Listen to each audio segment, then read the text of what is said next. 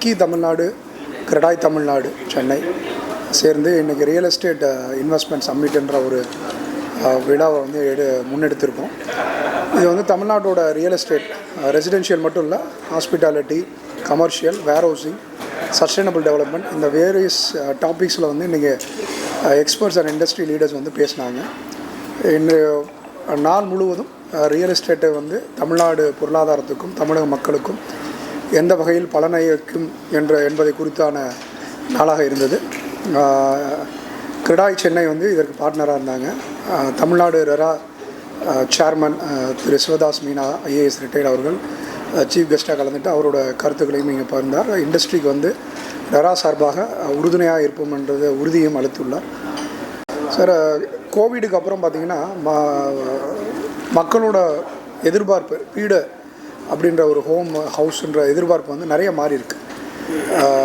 கோவிடுக்கு அப்புறம் வந்து நிறைய பேருக்கு வந்து ஒரு பெரிய ஸ்பேஷியஸான வீடு தேவைப்படுது, வீட்டுக்குள்ளேயே ஒரு ஒர்க்கிங் ஸ்பேஸ் தேவைப்படுது. அதே மாதிரி எல்டர்லி ஹோம் கேர்ன்றது வந்து ரொம்ப அதிகமாக வந்துட்டுருக்கு. முன்னாடி வந்து வாழ்வதற்கு என்பதை தாண்டி இன்றைக்கி வந்து லைஃப் ஸ்டைல்ன்ற ரீஜனுக்கு வந்து ரியல் எஸ்டேட் நகர்ந்துட்டுருக்கு. 2030 வந்து இன்னும் இது அட்வான்ஸ்ட் ஆகி இன்றைக்கி வெல் இன்ஃபார்ம்டாக இருக்காங்க. மக்கள் வந்து ஆன்லைன் மூலமாகவும் இன்டர்நெட் மூலமாகவும் நிறைய தகவல் தெரிஞ்சுக்கிட்டு உலக நாடுகளும் டெவலப்டு கண்ட்ரிஸ் என்னென்ன மாதிரியான வீடுகள் இருக்குது, அவங்களுக்கு என்ன வசதி இருக்கோ அதே வந்து இங்கேயும் எதிர்பார்க்கக்கூடிய சூழ்நிலை இருக்குது. 2030 நிச்சயமாக இது வந்து உலகளாவிய ஒரே சந்தையாக மாறக்கூடிய வாய்ப்பு இருக்குது. இன்றைக்கி சம்மிட்டில் இன்றைக்கி வந்து கான்ஃபரன்ஸில் கூட பேசும்போது சொன்னாங்க, கிட்டத்தட்ட வந்து 10 கோடி சதுர அடிகள் கமர்ஷியல் ஸ்பேஸ் வந்து மெட்ராஸில் மட்டுமே இன்னும் 3 வருஷத்தில் தேவைப்படக்கூடிய வாய்ப்புகளாக இருக்குதுன்னு சொல்கிறாங்க. 10 கோடி சதுரடி என்பது வந்து மெட்ராஸில் மட்டும் நான் சொன்னேன், தமிழ்நாடு மொத்தத்துக்கு சொல்லலை. மிகப்பெரிய ஒரு மார்க்கெட் கமர்ஷியல் ரியல் எஸ்டேட்டில். கிரேட் A ஆஃபீஸ் என்ன சொல்லப்படுகிறது. முன்னாடி எப்படின்னா ஒரு ஆஃபீஸ்னால் ஒரு சின்ன இடத்துல 4 டேபிள் போட்டு வேலை பார்க்கக்கூடிய இடம்னாய் மல்டிநேஷ்னல் கம்பெனிஸோட இன்டர்வென்ஷனாக இருக்கட்டும், கார்ப்பரேட் கம்பெனிஸ், இன்றைக்கி சிறிய நிறுவனங்கள் கூட தன்னோட எம்ப்ளாயிஸை வந்து ஒரு வசதியான ஒரு இடத்துல வேலை பார்க்கணும், ப்ரொடக்டிவிட்டி இன்க்ரீஸ் பண்ணணும்னு நினைக்கிறாங்க. அதனால் கமர்ஷியல் ரியல் எஸ்டேட் வந்து அடுத்த ஒரு 5 ஆண்டுகளில் மிக குறைந்தது 2 மடங்கு மேம்படுன்றதை என்னோட எதிர்பார்ப்பாக இருக்குது. சார், இது வந்து டெஃபினட்டாக சிட்டி எக்ஸ்பேண்ட் ஆகி போயிட்டே தான் இருக்குது. ஒரு 30 வருஷத்துக்கு முன்னாடி இருந்த சென்னையோட இன்றைக்கி பார்த்திங்கன்னா 2 மடங்கு எக்ஸ்பேண்ட் ஆகிருக்கு. நாங்கள் எப்போயுமே முன்வைக்கிற கோரிக்கை என்னென்னா பரவலாக்கிய industrialisation.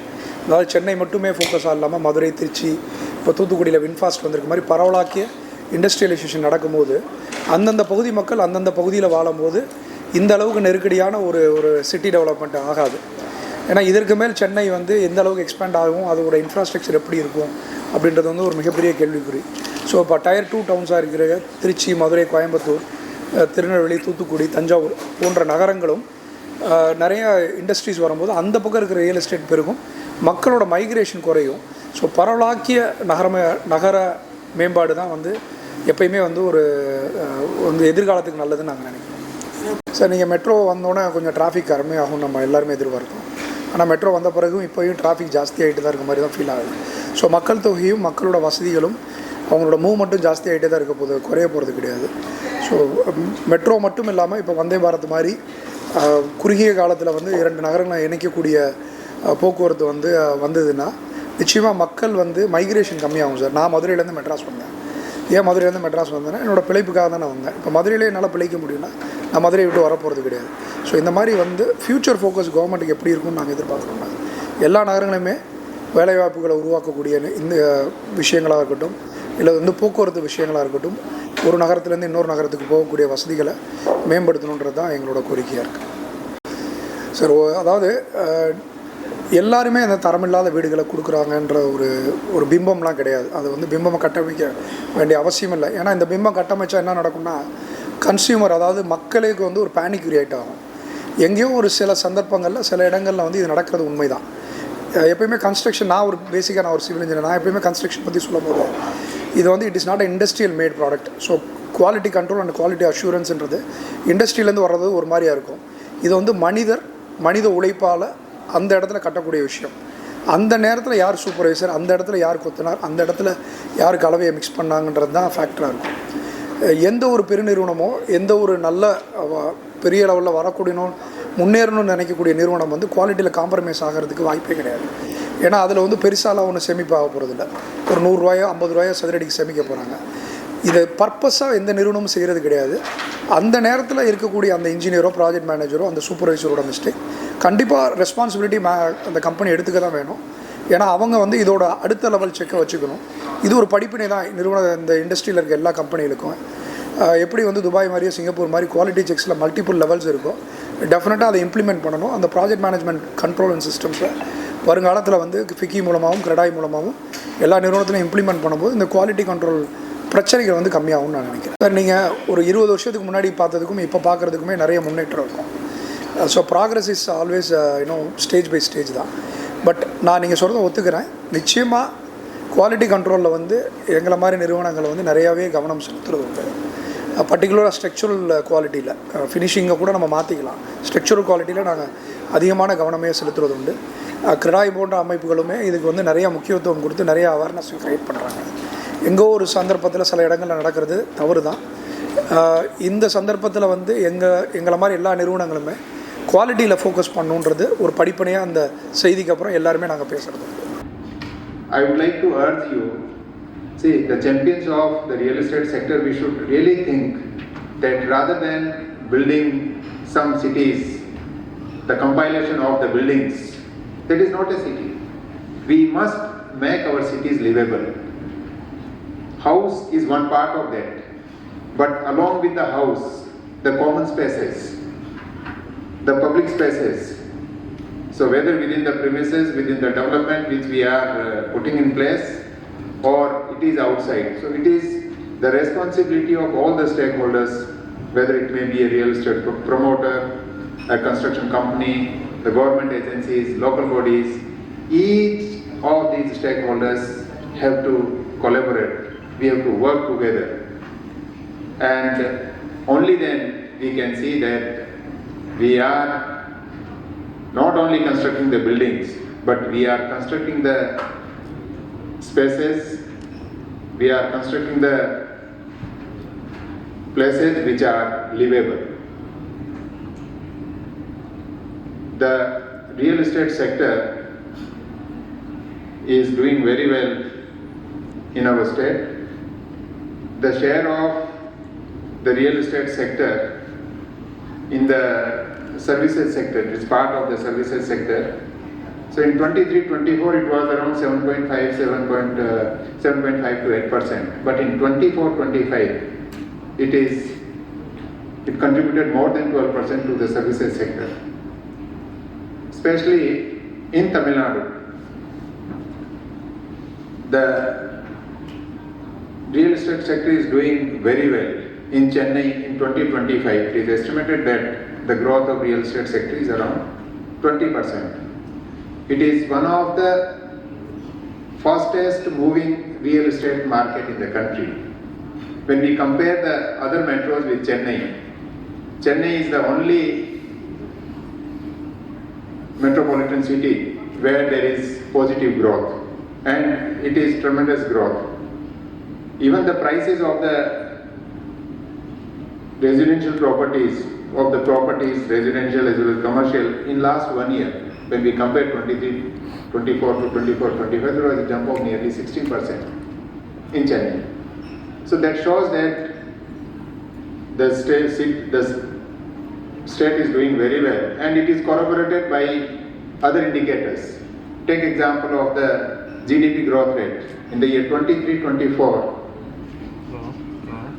the national GDP average around 6.5%, whereas Tamil Nadu's GDP grew at a phenomenal rate of 11.19%, the real GDP growth. 6.5% is the national average, 11.19% is the state's GDP growth. Lot of projects are taking place. Take example of the Chennai Metro Rail. More than 100 kilometers in phase 2 is under construction. I think it is about 119 kilometers or so, which is under construction under phase 2. Sometime I travel by metro rail, and in evenings you will find that this is already evening times. We can see that yes, the city is now moving towards metro rail. But at the same time, you come on the road, you will find that our roads are also overflowing. I am sure when the second phase of the metro is over, it's complete, then the ridership will increase manifold. If we compare last few decades, so like 1999 to 24-25, the increase in the residential properties in Tamil Nadu is something like 26-27 fold increase in the residential units. Whereas in commercial space, it has increased by 50 fold. In the first half year of 25, the city has absorbed around 5.5 million square feet of commercial space. And it is anticipated that by late 2026, the city will have 100 million square feet commercial space. And as Mr. Mohammed Ali mentioned, that there will be huge demand. So the demand in case of Chennai, it is not artificial, it is the real demand. So we must work together to see that we are able to meet this demand. Lot of opportunities are there, and at the same time there are enormous challenges. One of the biggest challenges before us is the availability of the land. Among large states, the population ours is one of the highest population density. Yesterday I was there in Jaipur. Rajasthan government had organized this non-resident Rajasthani Day. And there every speaker after speaker, they were talking about the strength of the state. And each one of them mentioned the availability of the land. We have a vision to achieve 1 trillion economy very soon. How it is possible? I always say, next to agriculture, the greatest industry is construction. Construction is driven by real estate, most of it, I would say 70%. There is a negative tone always about real estate industry in the entire spectrum of industries. But nobody can neglect or avoid real estate industry, because in Tamil we used to say the three basic things, unavu, udai, uraividam. Food, dress and shelter is the basic things for any human being.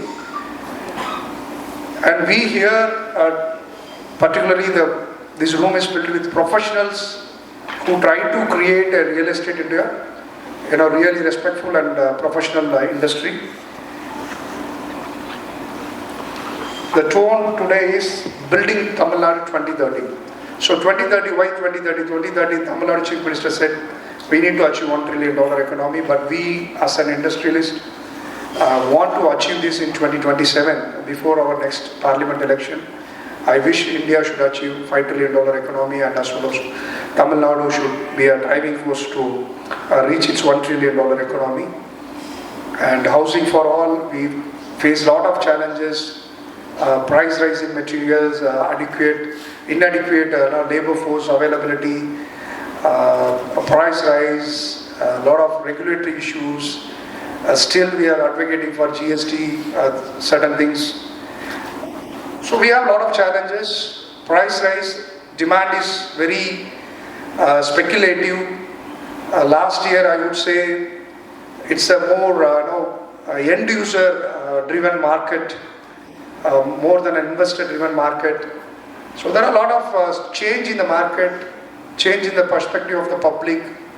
Easily a customer can review on, nowadays even my company is facing, one customer has a negative review, he asks all his colleagues to put a negative review on you. So these are the challenges in the modern ages we are all facing. Despite of challenges, heavy investments, returns are low, not like 10 years before, the returns are low in real estate. So we need to hear from the industry leaders what are the challenges, opportunities, how we drive ourselves towards a successful year ahead or successful decade ahead. because all our project, because one project, big project we plan for at least 2 years, 3 years, then execution takes another 2-3 years. Any big projects of 500,000 square foot should be at least 5-6 years project. So a lot of planning is needed. We need to hear from our colleagues. Generally, we don't meet often, like other industries. Real estate bosses or real estate leaders, we didn't meet often to discuss this. So I look this forum as to discuss, to understand what are the challenges other companies facing and other leaders are facing, so that we learn and move ahead. This industry can never fade and never go down, and this is one of the asset class we can always bet on, and particularly country like in India, people sentiment, even though I mentioned earlier there is a negative spectrum or perspective on the real estate, but people never the second choice for investment is real estate, next to the gold in the market in India at least. So way Bhupesh laid it down for the Indian economy and for the Indian real estate. Thank you to FICCI for putting this seminar together. It is Tamil Nadu 2030 that we all are really looking at, and what real estate needs to do and how it needs to contribute. So thanks to the team, and thanks to my colleague Sanjay, who's always championed this cause. As Bhupesh said, is the Indian economy is going to be, say, about $7 trillion by 2030. We are at about $5 trillion, $4.5 trillion. We're going to be $7 trillion by 2030. The growth that we are seeing in the Indian economy at 6.5%, it's the highest in any large economy. At a global level, it is less than 3%. So we are at 6.5%. The contribution that the real estate segment is going to make by 2030 to the $7 trillion is $1 trillion. So nearly 15% of the GDP is going to come in from the real estate sector. So it is a very large sector. For the longest time it hasn't had the respect, but clearly the contribution that it is starting to make now, it is phenomenal at $1 trillion to be able to contribute to the Indian economy. And it is not surprising, because if you look at it, 65% of the Indian population is in the working class. So at a working class population, they're going to be working, so you need offices, you need residential for them, they are doing consumption, so there is retail, there is data consumption, so there are data centers that are being put together. So I think when I meet up with the global investors, they would say is that India today is very predictable and has become an outperformer.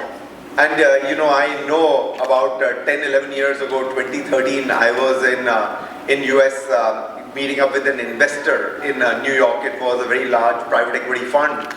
And I said, hey, sir, I've come in here to ask if you would come into and restart your business in India on the private equity investment. He turned his computer, there was a yellow post-it in 2013 and it said India, INDIA. I will never do it again.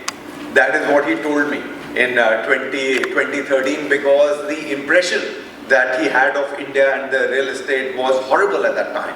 There was no GST, there was no RERA, demonetization hadn't happened at that time, as a result of which there was a huge amount of issues on delivery from the developers, and there were a lot of unethical practices. So from there to today saying is that it has become predictable and outperformer, is a fantastic thing that India has been able to really achieve. I'm going to give you some data points on how the residential, how the commercial sector, how the retail and some of the other sectors are doing it. Some very interesting data points. So let me start with residential. It's 85% of Indian real estate is this sector. So everything else put together is 15%, 85% is the residential sector. Before COVID, in 2019, it used to sell 1,95,000 units. Today it sells 5,50,000 units per annum. So you can imagine is that how from 1,95,000 about 5-6 years ago, it has become nearly 3x of where we were.